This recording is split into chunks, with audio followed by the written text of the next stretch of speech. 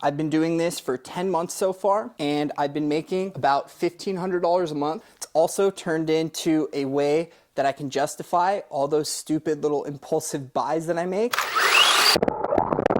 These bigger tires.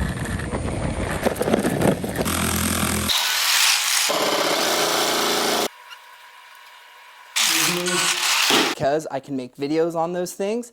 This is my first video of 2024. I started this channel back in 2023 so I could document and share my experience as an Amazon influencer. Since then, I've kind of fallen off the wagon. I was making videos in 2023. I am picking up where I left off.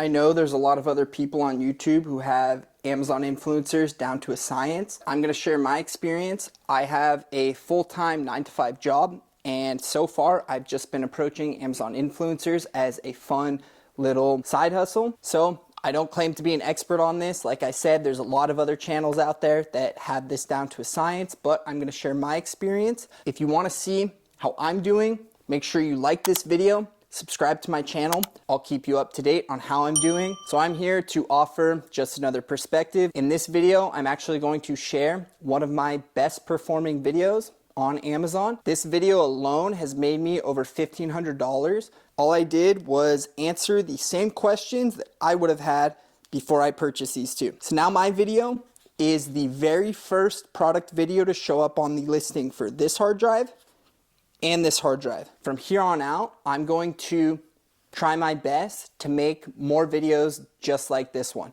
This video is apparently people liked it. It helped them with their buying decisions.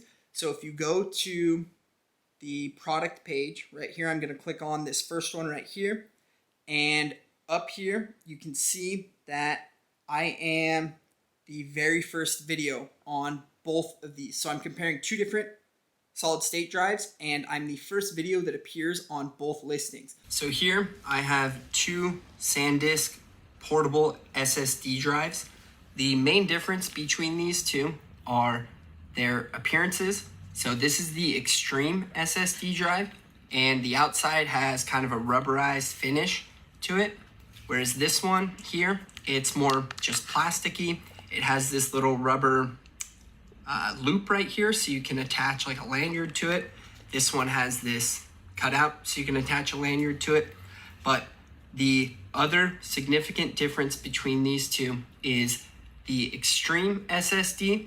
This can read and write at speeds up to 1050 megabits per second, and this one can read and write up to 800 megabits per second.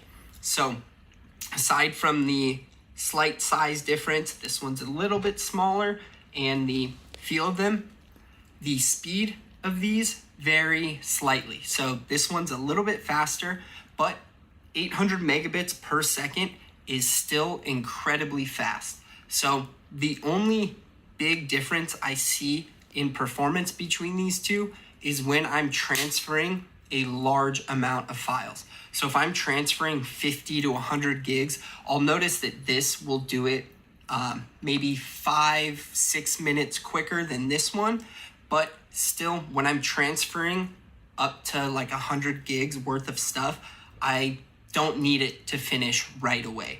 800 megabits per second will still get that job done within 20 to 30 minutes, where it's not something like where you're gonna have to wait for 1 to 2 hours on this one versus 20 to 30 minutes on this one. The 250 megabit per second difference on these is hardly noticeable, especially if you're using these just to transfer small amounts of files like 5 to 10 to 20 gigabytes even. These are both incredibly fast. These are great hard drives. I use these for my MacBook Pro, and after you format them, it's just drag and drop.